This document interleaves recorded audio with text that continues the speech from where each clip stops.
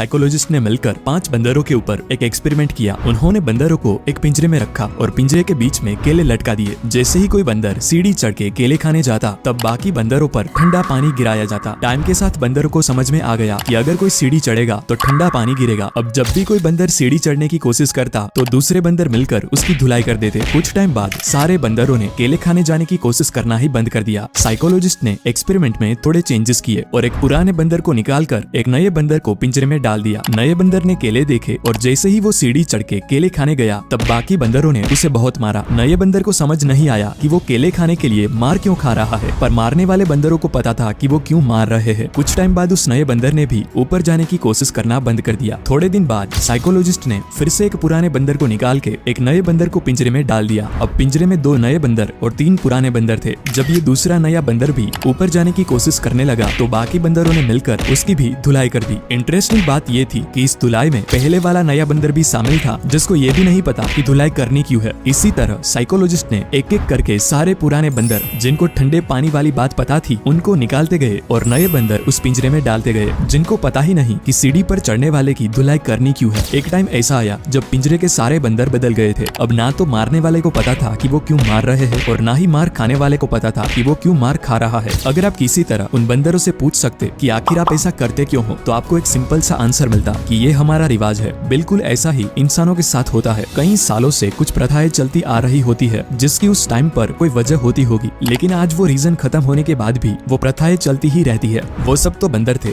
लेकिन आप तो इंसान हो, तो सोचो और सवाल करो। बात से सहमत हो तो #